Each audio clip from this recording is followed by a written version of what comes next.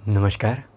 स्वागत है आपका एकायन में। यहाँ पर हम बात करते हैं भगवान बुद्ध और उनकी शिक्षा के बारे में।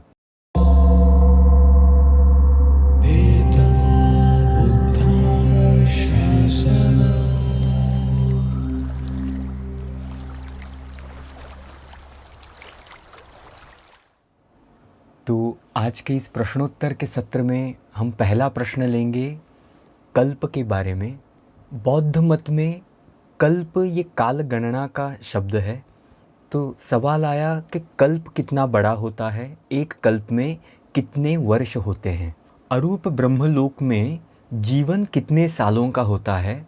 तो मूल त्रिपिटक में वर्ष की संख्या नहीं आती। कमेंट्री लिटरेचर में एक बड़ी सी संख्या हमारे सामने आती है, लगभग 1,67,98,000 वर्ष, मतलब एक कल्प। ऐसे ये संख्या हमें कमेंट्री लिटरेचर में आती है। बहुत बड़ी संख्या है।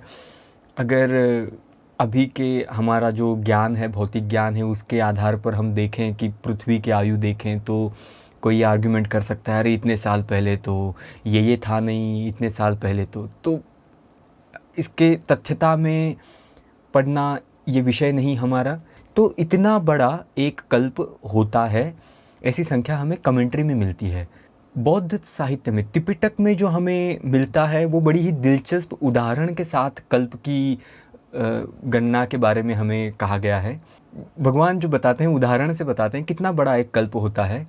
तो कहते हैं कि अगर 1 योजन लंबा, 1 योजन गहरा और 1 योजन चौड़ा, अगर ऐसा बड़ा गड्ढा हो, 1 योजन उन दिनों का अंतर गिनने का एक मापदंड हुआ करता था।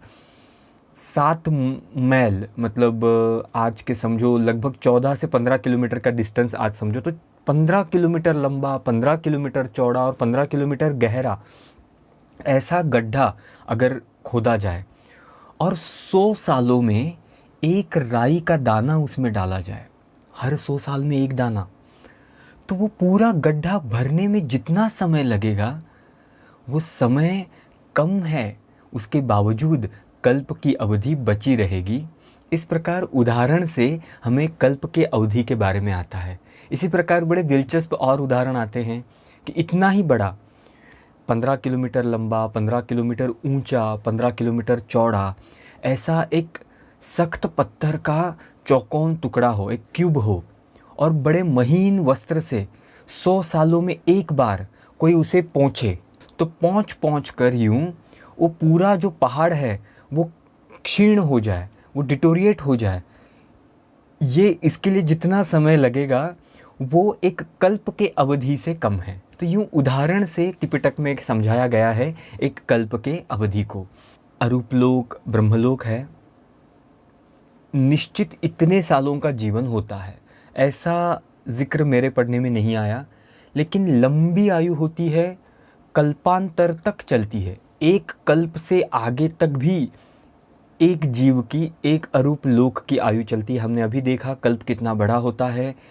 कुछ ब्रह्मा कई कल्प जी सकते हैं, अनेक कल्प जी सकते हैं। अरूप ब्रह्मलोक के ब्रह्मा, इतनी लंबी आयु हो सकती है ब्रह्मा की। निश्चित कितनी आयु होती है, इतनी साल की आयु होती है या इतने कल्पों की आयु होती है, ऐसा नहीं आता।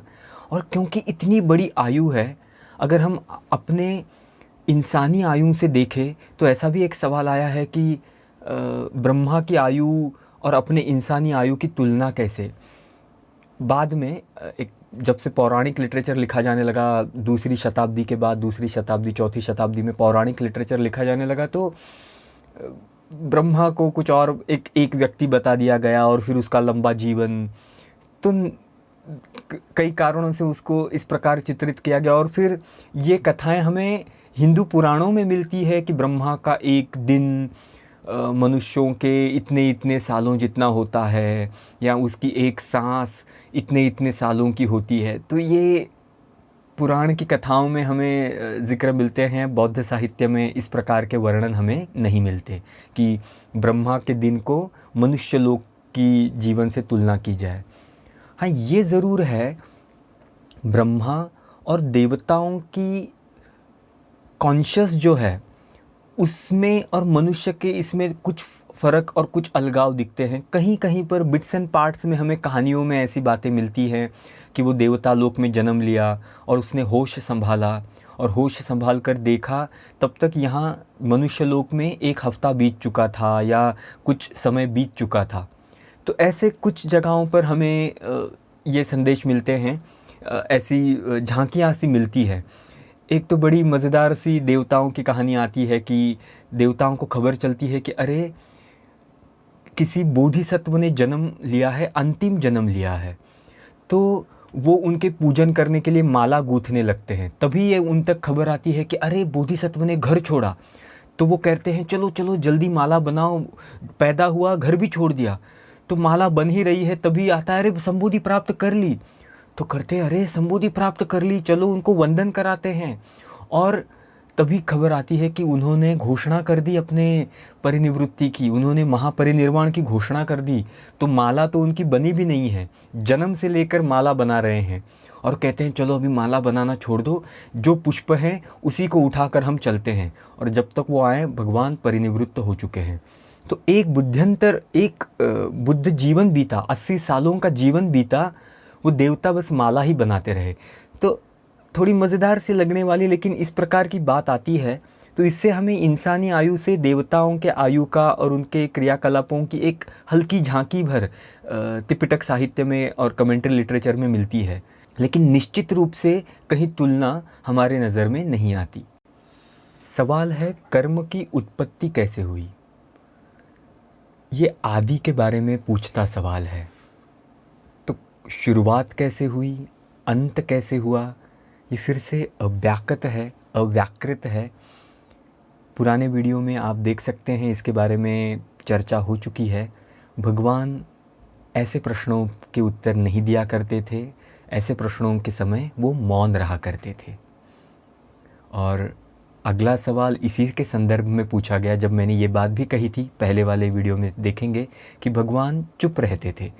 देखो भगवान तो सर्वज्ञ थे, सब जानते थे, पर बताया सिर्फ उतना ही जो हमारे मुक्ति का कारण बने, जो हमारे मुक्ति के लिए आवश्यक हो। ऐसे किसी फिजूल बात की चर्चा ही उन्होंने नहीं की जो एक बुद्धि किलोल मात्र हो, बुद्धि का खेल मात्र हो। ऐसे किसी बात की चर्चा सम्यक संबुद्ध कभी नहीं किया करते। वो सिर्फ इतना ही बताते हैं जितना हमारे मुक्ति के लिए आवश्यक।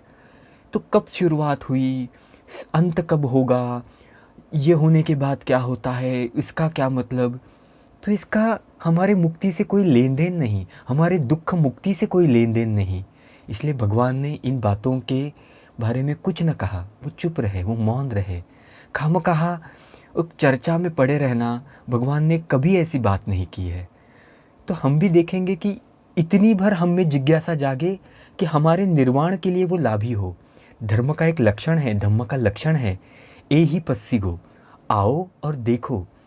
तो क्या देखो, तो ये जिज्ञासा होती है हमें कि मैं जानूं, धम्म के बारे में और जानूं कि क्या होती है समाधि, मैं और जानूं, क्या होता है निर्वाण, मैं और जानूं।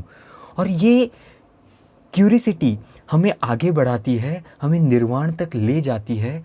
और इसीलिए हमें जो निर्वाण प्राप्त लोग हैं ना, उनसे ऐसे उद्गार मिलते हैं। थेरी गाथा में ऐसे उद्गार मिलते हैं, देखने जैसा देख लिया, करने जैसा सब कर लिया। तो यहाँ ये क्यूरियसिटी ख़त्म होती है। तो हमें जो भी क्यूरियसिटी है, हमें जो भी शंकाएं हैं, वो हमें निर्वाण के लिए अग्रेसर बनाने वाली शंकाएं हों, हमें भरमाने वाली शंकाएं ना हो। अन्यथा वो हमारे लिए बाधा बनेगी, निवारण बनेगी। विजिकिच्छा, ये शब्द आता है, विजिकिच्छा माने शंका, हमारे लिए बाधा का काम करेंगी। तो भगवान जब भी मौन रहे हैं, इसका मतलब हमारे लिए वो जानना आवश्यक नहीं है। बुद्ध के पहले भी क्या बुद्ध हुए हैं, ऐसा सवाल है। हाँ, ज़रूर हुए हैं। भगवान के पहले, भगवान गौतम बुद्ध के पहले कई अनगिनत बुद्ध होकर गए। हमारे पास 28 बुद्धों के, उससे भी ज़्यादा कुछ बुद्धों के नाम आते हैं। अगर कमेंट्री लिटरेचर की बात करें तो कई बुद्धों के नाम आते हैं, पर बुद्ध वंश के त्रिपिटक में हमें 28 बुद्धों के नाम मिलते हैं। उनमें से 24 बुद्धों के बारे में हमें थोड़ी विस्तार से उनके माँ पिताजी का नाम, उनके अग्रश्रावकों का नाम, उनके जन्म हुए शहर का नाम हमें मिलता है, बुद्ध वंश में हमें ये मिलता है। और दीपंकर से लेकर उनके पहले 4 तणहंकर, मेघंकर, ऐसे 4 बुद्धों के नाम बस हमें मिलते हैं, उनके बारे में जानकारी हमें नहीं मिलती। तो 28 बुद्धों की नामावली हमारे पास है और उसके पहले कितने तो बुद्ध होकर गए। तो कई बुद्ध पास्ट में होके गए, इतिहास में होके गए और भविष्य में कई बुद्ध होकर जाएंगे, होते ही रहेंगे। ये एक सतत प्रक्रिया है। बहुत लंबा अंतराल 2 बुद्धों के बीच हो सकता है। कई कल्प खाली जा सकते हैं, उन्हें शून्य कल्प कहते हैं, जिसमें बुद्धोत्पाद नहीं होता। ऐसे 100 हज़ारों कल्प भी बिना बुद्ध के जा सकते हैं। अब जैसे आने वाले जो बुद्ध हैं वो इसी कल्प में जन्म लेंगे, अरिमैत्रेय उनका नाम। लेकिन उनके बाद जो बुद्ध जन्म लेंगे, ऐसे कहा जाता है कि 1000 साल का अंतराल आएगा, 1000 कल्पों का अंतराल आएगा। राम करके बुद्ध हैं जो अरिमैत्रेय के बाद उत्पन्न होने वाले हैं। तो बुद्ध उत्पन्न होते ही रहते हैं, असंख्य बुद्ध उत्पन्न होकर गए हैं। किन कर्मों की वजह से देवता या मनुष्य जन्म लेते हैं, ऐसा सवाल है।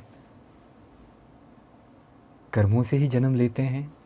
अच्छे कर्मों के कारण देवता का जन्म मिलता है, बुरे कर्मों के कारण मनुष्य लोक की निचला जन्म मिलता है। उस दिन भी जैसे हमने बताया, आपको समझेगा पुराने वीडियो में।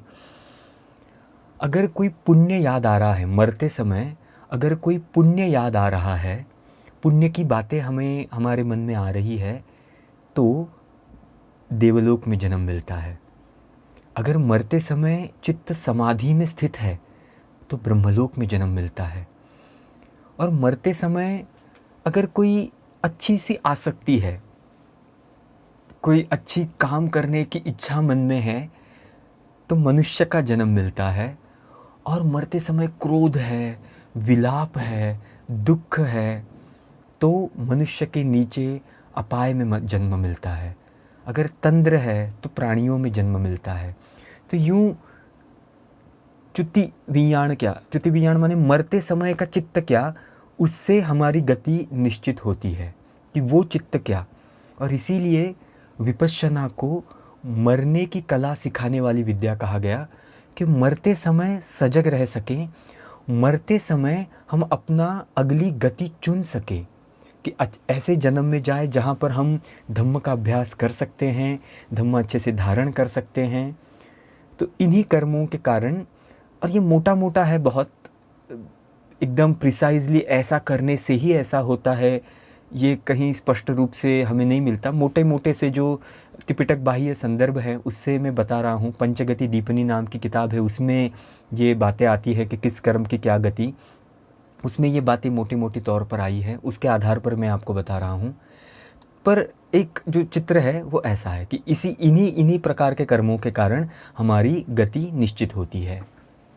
कई प्रश्न अभी भी बाकी हैं। ऐसे ही सवालों के जवाब लेकर हम जल्द ही वापस आपके पास लौटेंगे। तो अभी के लिए इतना ही।